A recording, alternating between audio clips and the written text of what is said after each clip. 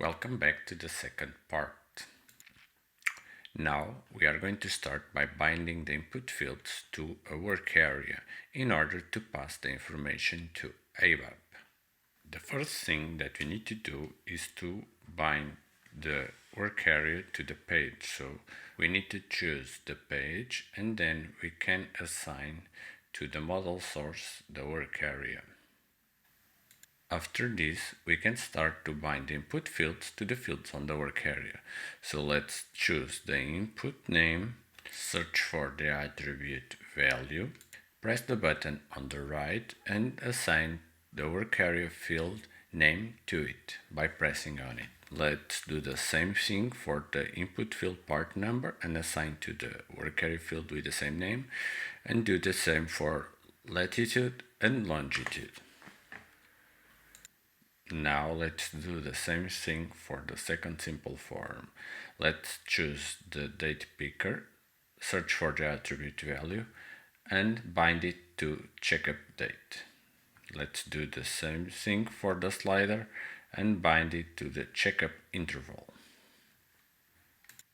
Let's go on to the third panel, choose the PDF encoding, search for the attribute text and bind it to PDF.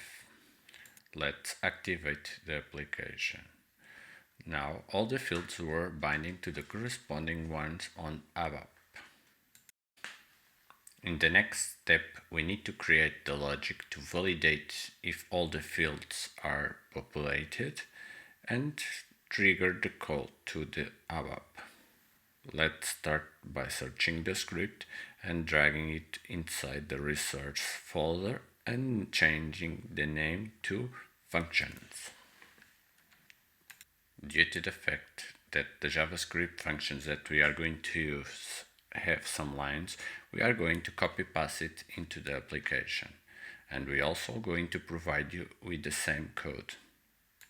Now let me explain you the first function.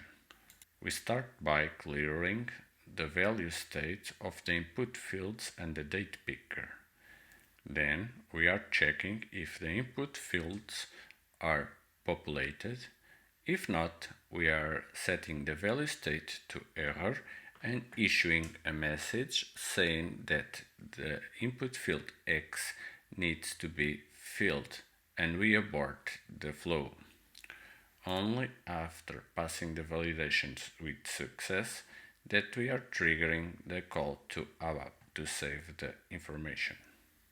And this call is done using the command getOnlineSave. Afterwards, we are calling the function clearForm to clear all the information in all the input fields. In the function clearForm, we have an array that contains all the input fields and the date picker that uses the same attribute to store the value. And we are going through all of them and setting the value to empty.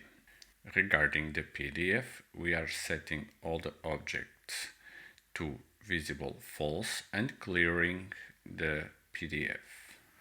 Regarding the slider, we are setting the value to 0 because it's numeric. We are also resetting the label days to service interval. Now we can activate the application. In order to submit the values to the ABAP, we need to set the press event. So let's copy the function submit and let's search for the event press, and on the right we can press the button and open the code editor. Then we just need to pass the function name. Let's activate the application and test the button. As you can see, now it's showing the pop-up and the field is highlighted in red. Let's type something and try again. Now it's highlighting the second field. Let's enter a value in the second one, and now as you can see it's highlighting the third one.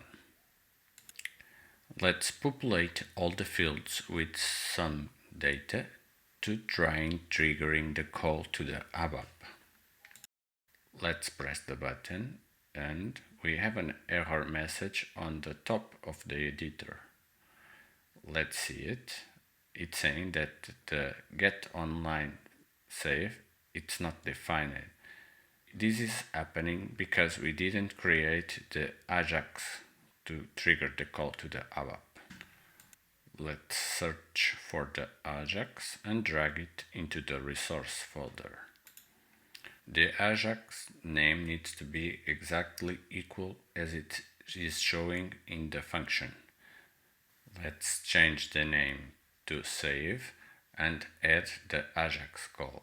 The Ajax call is the one that identifies the call on ABAP.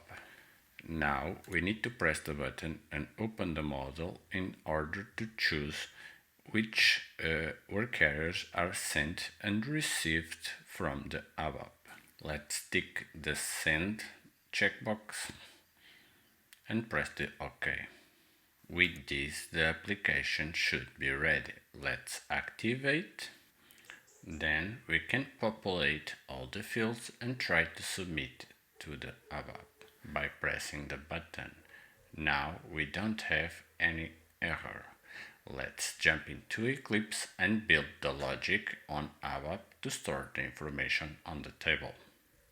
Let's start by inserting a case.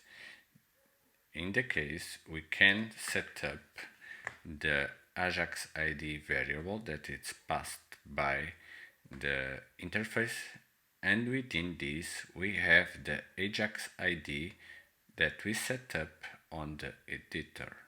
On the when statement, let's put the same ID, in this case save.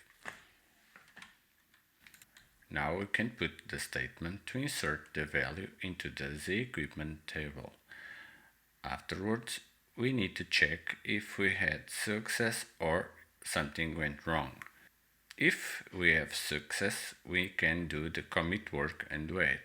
Otherwise, we need to roll back the work and send a message to the application. We can do this by using one of the variables of the interface, the one called server. This one contains the instance of the call, and we can use one of the methods called API message create. We just need to pass the SAP message into it and it will transfer it into the application. Now let's activate and jump into the application. Let's populate all the fields and trigger the ABAP call once again. Let's jump into Eclipse and check the content in the table. Now we can see that the format of the date is incorrect. This is because the ABAP format for the date is year, month and days all together, and from the JavaScript we are passing a normal date. So we need to go into the application and select the date picker, and in the date picker we can set the value format with YYY, month, day, and this way the date is automatically formatted to the ABAP format. Let's activate and once again populate all the fields and trigger the submit call. Now, as you can see, the date is correctly formatted and all the fields are correctly populated. To trigger an error message, let's send the same part number. Let's jump into the application, but before sending the same part number, we need to prepare the Ajax success in order to receive the message and display it on the application. Let's open the code editor. As I said previously, the message from the ABAP are automatically binded to a message area, so let's drag one to the top of the page. Now we can start typing the JavaScript code. The first thing that we need to do is to check if the message area or data contains anything. If so, this means that a message was sent from the ABAP. We need to set the message area visible. We also need to change the property visible in the message area to false. If the OData is empty, this means that no message was triggered from the ABAP, and we can set the message area set visibility to false. Let's activate, and also to help the user, we can send a toast saying that the record was saved. And for this, we can use a code snippet. Then we can activate the application, enter the same part number and see the result. As we can see, the message is displayed on the top. Now let's jump into the Eclipse to check if something was inserted in the table. As you can see, nothing was updated in the table. And with this, we are concluding our training video. Hope to see you on the next one.